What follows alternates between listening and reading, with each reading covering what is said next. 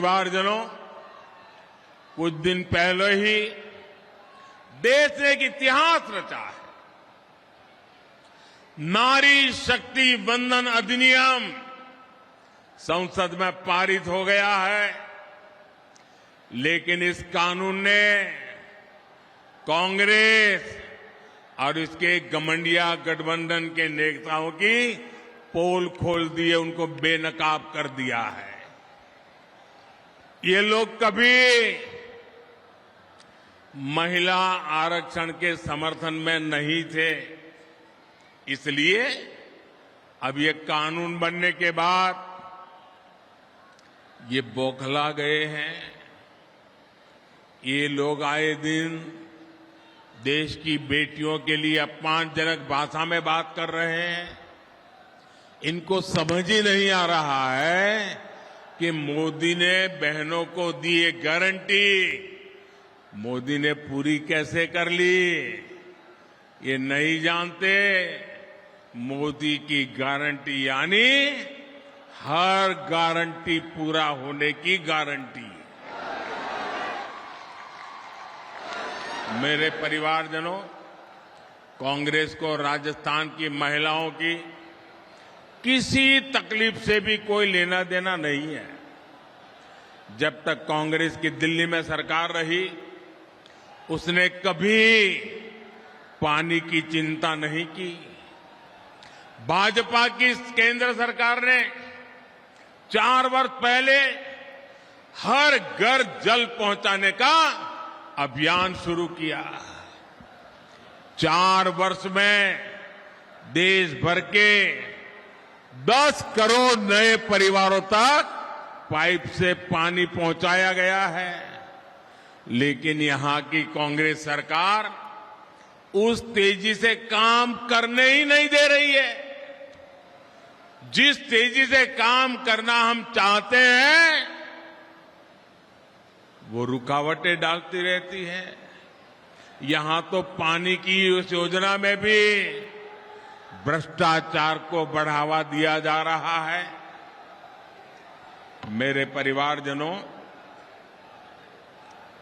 आप देखिए, हमारा देश ऐसा है कि कोई परिवार अगर पानी की प्याऊ भी लगा देना तो पीढ़ियों तक उस परिवार का गौरव और सम्मान होता है। विशेषकर राजस्थान और गुजरात में आज भी पानी के लिए काम करने वाले लाखा वणझारा को पूरा राजस्थान और गुजरात डगर डगर याद करता है कि नहीं करता है? पानी का महत्व है कि नहीं है? अब आप देखिए, भाजपा का चरित्र देखिए, आप भाजपा को समझिए। एक उदाहरण से आप भाजपा के चरित्र को जान सकते हैं।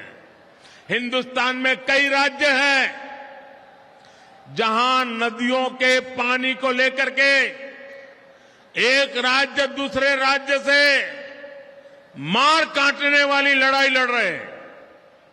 एक बूंद पानी एक राज्य दूसरे राज्य को देने को तैयार नहीं है। लेकिन ये भाजपा का चरित्र देखिए। जब गुजरात में बीजेपी की सरकार थी, मुझे मुख्यमंत्री के नाते सेवा करने का मौका था। नर्मदा का पानी हमारे राजस्थान को जरूरत थी, 1 घंटा नहीं लगाया, हमने नर्मदा का पानी आज भी राजस्थान को देते हैं और उपकार नहीं करते। हमें गर्व होता है कि मेरे किसान भाई बहनों को हम पानी पहुंचा रहे हैं। ये हमारा चरित्र है। भाइयों बहनों, आज आजादी के अमृत काल में देश का मिजाज सर्वश्रेष्ठ करने का, सबसे बेहतर करने का बन गया है। भारत जिस स्केल पर काम कर रहा है, उसकी कोई पहले कल्पना भी नहीं कर सकता था। भारत ने अपना चंद्रयान चंद्रमा के उस हिस्से पर उतारा है जहां पहले कोई नहीं पहुंचा था। ऐसा करने वाला दुनिया का पहला देश बना है हमारा भारत। अब मुझे बताइए, हर हिंदुस्तानी को चंद्रयान से गर्व हो रहा है कि नहीं हो रहा है? गर्व हो रहा है कि नहीं हो रहा है? हर हिंदुस्तानी का माथा ऊंचा जा रहा है कि नहीं जा रहा है? अभी कुछ ही दिन पहले 1 अक्टूबर को पूरे देश ने गांधी जी को स्वच्छता के माध्यम से श्रद्धांजलि दी। 1 अक्टूबर को देखिए, हिंदुस्तान एक तरफ चंद्रमा पर भी जाता है तो दूसरी तरफ 1 अक्टूबर को 9 लाख से ज्यादा कार्यक्रम देश भर में हुए। इन कार्यक्रमों में करीब 9 करोड़ लोगों ने खुद जाकर के सफाई का काम किया, स्वच्छता का काम किया और गांधी जी को श्रद्धांजलि दी। राष्ट्रीय संकल्पों से खुद को जोड़ने के उसकी अभिलाषा हम भारतीयों को हर लक्ष्य तक लेकर जाएगी। हम आत्मनिर्भर बनने के लिए, विकसित बनने के लिए हर संभव प्रयास कर रहे हैं।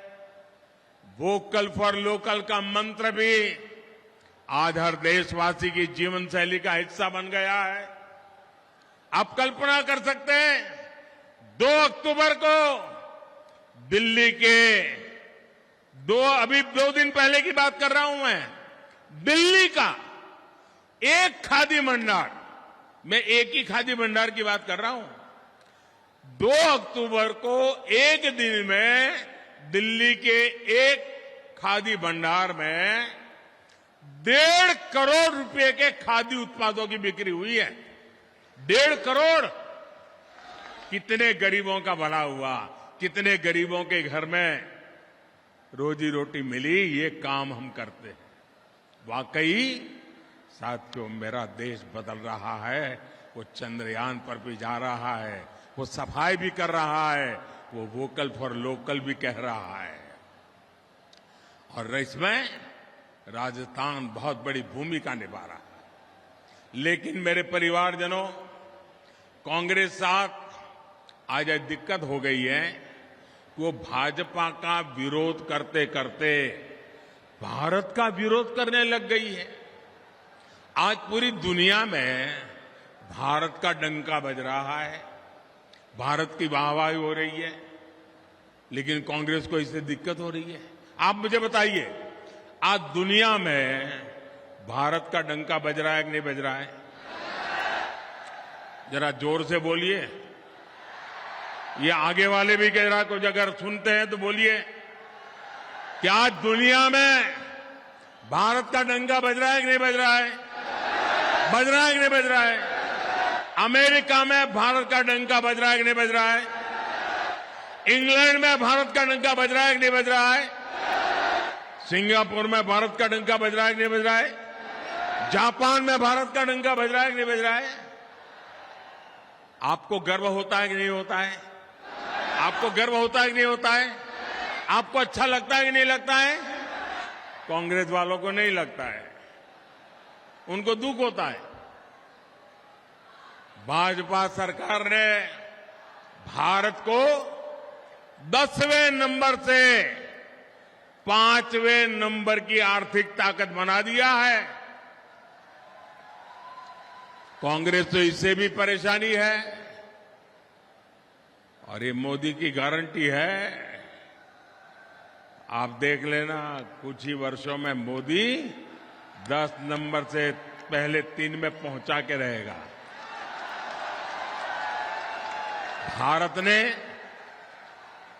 अब देखिए कितने बड़े गर्व की बात है कि भारत ने made in India corona vaccine बनाकर अपने देशवासियों के साथ साथ दुनिया के करोड़ों लोगों का जीवन बचाया।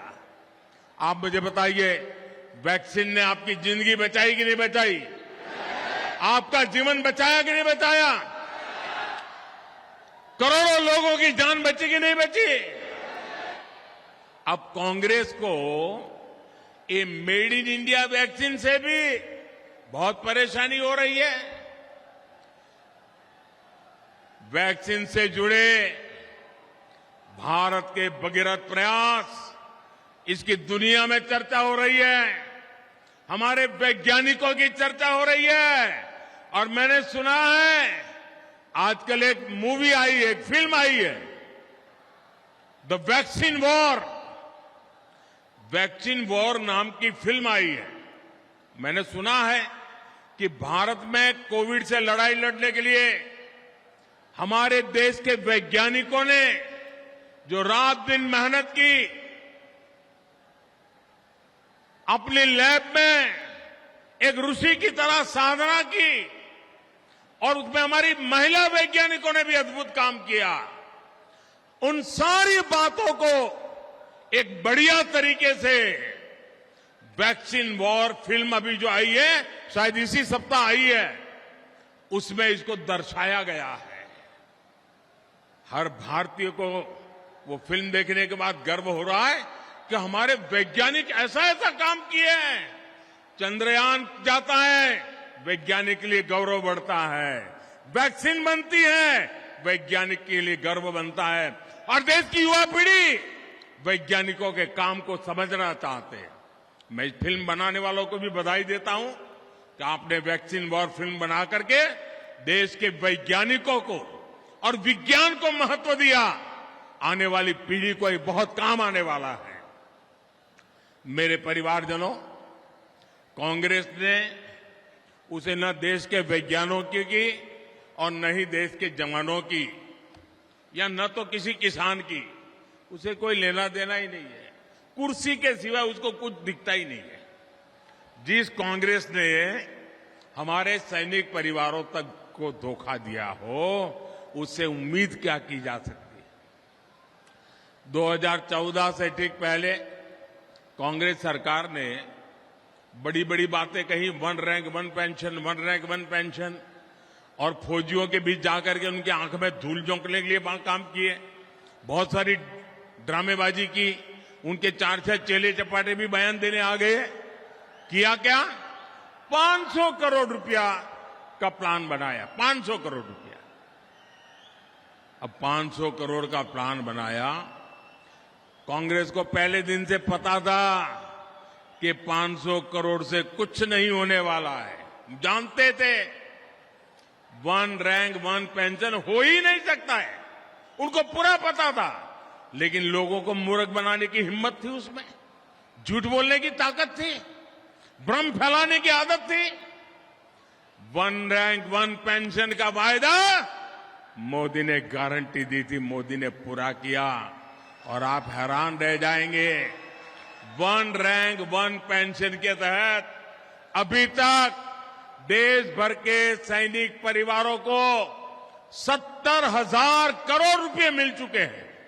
70,000 करोड़। 1 लाख से अधिक पूर्व सैनिकों को 4,000 करोड़ रुपए से ज्यादा एक एक परिवार को मिले हैं। आप बताइए, 1 लाख परिवारों को 4,000 करोड़, ये मामूली चीज नहीं है भैया। कहां 500 करोड़ और कहां 70,000 करोड़, ये कांग्रेस के खेल समझिए भाइयों। आप सोचिए, कहां कांग्रेस के 500 करोड़ और कहां 70,000 करोड़। इतना झूठ बोलते हैं लोग। साथियों, कांग्रेस ने हमारे छोटे किसानों को भी नहीं पूछा। कांग्रेस ने किसानों से कर्ज माफी का वादा किया और हजारों किसानों की जमीन नीलाम कर दी। जिन किसानों ने जान दी है, उसका जिम्मेदार कौन है? यहां के जो हमारे बाजरा उगाने वाले किसान हैं, उनके बारे में भी बीजेपी ने ही सोचा है। भाजपा सरकार बाजरे को, मोटे अनाज को श्री अन्न के रूप में पूरी दुनिया में नई पहचान देने में जुटी है। G20 सम्मेलन के दौरान बाजरे की रोटी, दूसरे श्री अन्न के पकवान हमने दुनिया भर के नेताओं को परोसे। हमें गर्व होता है और इसे हमारे मेहमानों ने भी बहुत पसंद किया। भाजपा सरकार ने पीएम किसान सम्मान निधि के माध्यम से हर छोटे किसान के खाते में 28,000 रुपये भी जमा कराए।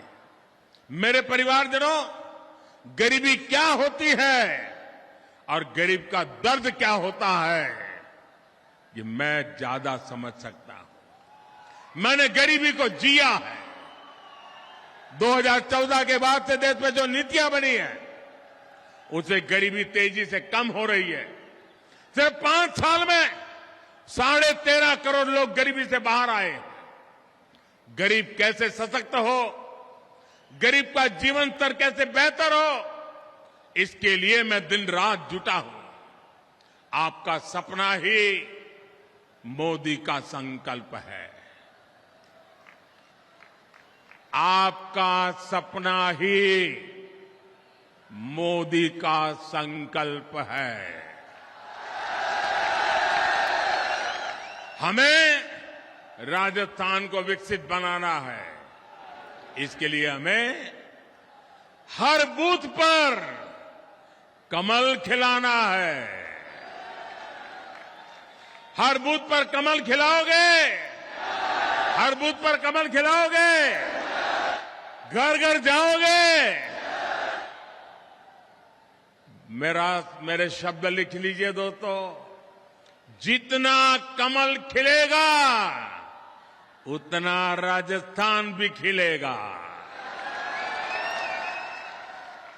मुझे मारवाड़ के जन जन पर भरोसा है। आप इतनी बड़ी तादाद में आशीर्वाद देने आए, इतनी बड़ी तादाद में माताएं बहनें आई। मैं फिर एक बार आप सबका हृदय से धन्यवाद करता हूं। मेरे साथ बोलिए, भारत माता की, भारत माता की, भारत माता की। बहुत बहुत धन्यवाद।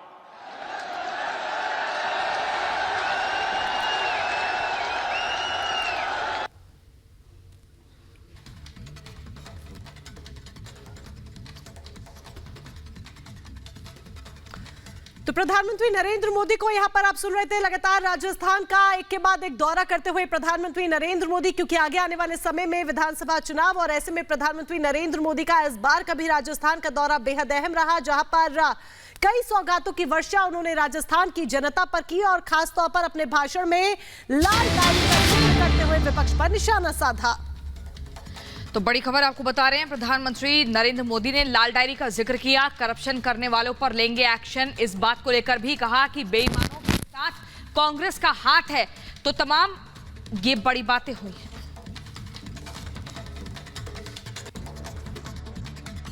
मैं भाइयों बहनों में एक सवाल पूछूं आपको, उधर वालों को पूछूं, आप जवाब देंगे? सबके सब देंगे? अच्छा, आप सबने लाल डायरी के बारे में सुना है? सुना है? माताओं बहनों ने भी सुना है, उधर बच्चियों ने भी सुना है। लोग कहते हैं कि लाल डायरी में कांग्रेस के करप्शन की हर काली करतूत उसमें है।